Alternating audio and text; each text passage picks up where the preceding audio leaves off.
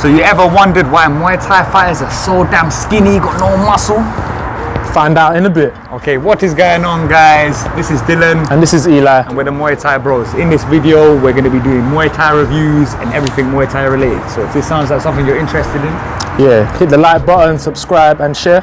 The training that they do. You got to realize, yeah, obviously you've been in Thailand. If you run, they run 2 5Ks, so that's about, I don't know, 2-3 miles a day.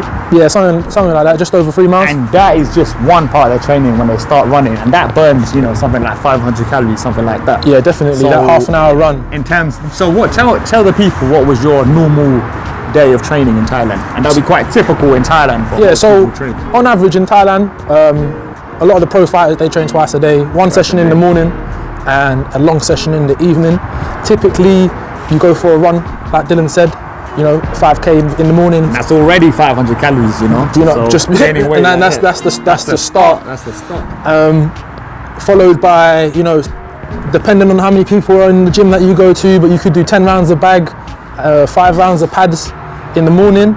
You know, do your stretching and then some strength and conditioning. I mean, I wrote, if you want to see what we're hearing about in written form, I wrote a blog post on this topic. But I think the average calorie burn around 2,000-ish. You think maybe a little bit less, 1,900? Yeah, depending on how hard you train as well. Yeah, if you're one of them intense guys that goes from round 1 to round 5, your pedal to the middle, you're gonna easily hit 2K. Because you got to think, in terms of being muscle and skinny, the main way you gain muscle is you have to gain weight. You know what I mean? You Definitely, cannot, that calorie surplus. The calories have to go somewhere. Either they're going to go on your belly or they're going to go on your biceps, you know? They're going to go somewhere. So you have to actually gain weight for that to happen. And just the pure nature of the Thai training is just very, very difficult for them to gain weight. Because you're exerting a lot of energy throughout the whole day. You know, you do the same, whatever you training you do in the morning, you're going to follow it up with very similar training in the evening.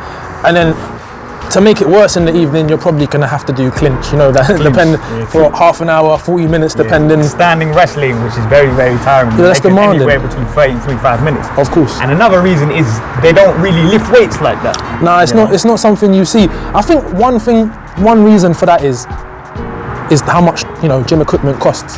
Gym equipment is very, very expensive. Because you got previously said, like America and Thailand are more or less on the other side of the world. So most of the gym equipment you're going to see is from America, like the top line. Yeah. So for these Thai owners, why are they going to spend a big chunk of their budget on American gym equipment when they can just buy bags or heavy bags or whatever Thai pads that are made in-house in Thailand? But that's what they need as well. That's their priority. They need the first thing that the Thai gyms are going to need are good pads, good bags, and then gloves and all that kind of stuff. It's just the space, as you said, like, you know, Eli said that the space is, I can't remember the exact amount of feet. It's hard to fit in a gym. Of course, because you want. The number one thing you want there is the boxing equipment. That's what you're going there for. So you need as many rings as possible. You're going to need bags. You need a bag area. That already, a couple of rings and some bag space is going to take up a lot of space. It's expensive and it takes up space. Of course. Probably the main reason they don't is another reason they're ignorant about weight training. They don't understand it as much as we know in the West or in the US, where strength and conditioning is not necessarily a priority, but definitely really important in an average fighter's. Yeah, they don't look too deep into the science of it all. You know, they're quite backwards. They're more like, you know, I run big quick, I run, you know, and I hit Thai pads. You know, they don't understand how important it can be. But I think there is a slight change, and you're seeing camps like Pechi and D. They're starting, they're starting to involve the science behind it, and then you're seeing the quality of their fighters. You know, Pechi and D, they've got two multiple fighters in one championship. They've got top fighters in Lumpini. So you can see that the benefits of taking science and adding it into Muay Thai is having. But that's the thing is, as we know how intense Thai fighters train, really and truly, you want to do your gym, you want to hit the weights before you start training. Of course. That's not possible for these guys because they start running in the morning, so they don't by the time they will have the time for training, they're finished. They're too tired to weight train. Well, they're waking up already at 5 o'clock to do their first morning run. So what are they supposed to do? 4 a.m. You know what I mean? 4 a.m. bit of kettlebells. It's ideally when you want to weight train to gain peak athletic performance, you want to do it first because you want to be lifting the most weight as possible, and you're not going to squat your personal best after running 2 5K runs and then hitting the bag for 10 minutes after 10 rounds. It's not going to happen. And another thing, as you know, what does the Thai people generally eat? More or less like how normal Thai people eat, no? Yeah, it's like very Asian based cuisine. So a lot of carbs, followed by a small portion of, you know, your meats and a couple of vegetables here and That's there. what I'm But saying. yeah, it's a predominantly carb-based meals over there. Carb-based, a bit of protein, which is fine. But in terms of, I know as a skinny guy, yeah, if you're eating non-processed food like rice, chicken, what have you, which is the traditional Thai diet, it's hard to gain weight. It's hard to gain weight with real food. Obviously, in here in the US, we're having hot cards, bread, white bread, all this stuff that is good for gaining weight. But these guys, they don't have access to it. Like peanut butter is hard to find. It's just expensive. That's the thing. So yeah. they're not going to be able to afford those kind of things over there. So they just get, a big hearty meal and then just try and whack on the calories in that way. But when you're burning as many calories as they are, they're a losing battle. Like you would have to eat, honestly. For example, for me, I would gain weight. I'm gaining weight on a roughly 3,000 calories. Yeah. So mostly Thai people are going to be quite short. They would probably gain weight on maybe 2,500.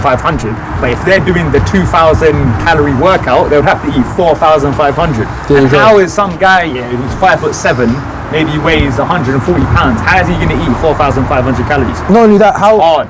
How much money would you have to spend over there? It's the money. Like whey protein, you can't just go, search myprotein.com and then boom. Oh, mate, I can tell you firsthand. It's difficult. Protein powder is probably one of the hardest things to find out there.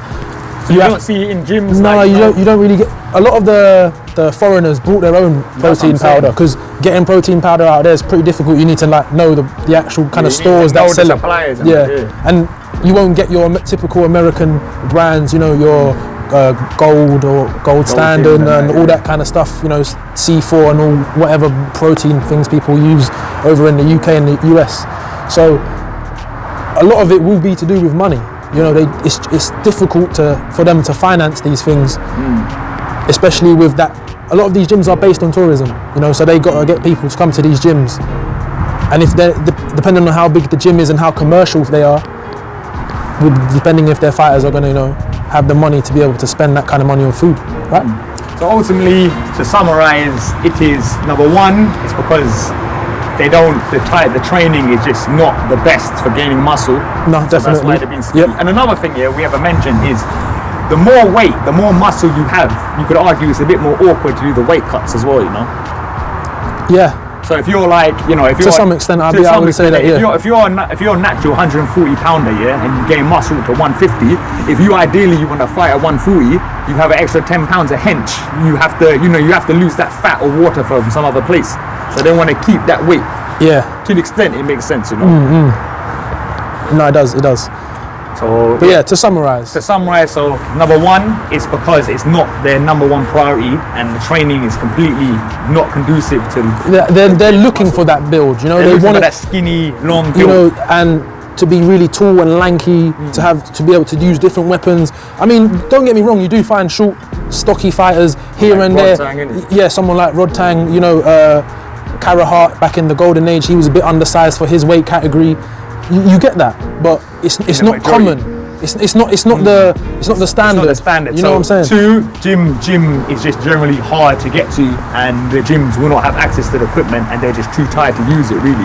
Yeah, definitely. And number four is more or less the diet. It's just general normal Asian diet, and it's very hard to gain weight on non-processed foods. Yeah, if they do. I mean, the way they cook there is all their ingredients are fresh, like you say. So they're not. You see it like when it's you not go to coming Thailand, from it's not coming from some box. They're going to be cutting the vegetables. They'll be cooking the chicken as you buy it. And that's real food. So I think we spoke most about everything. So this is Muay Thai Bros. I'm Dylan. And this is Eli. Peace out. Boom. That was good.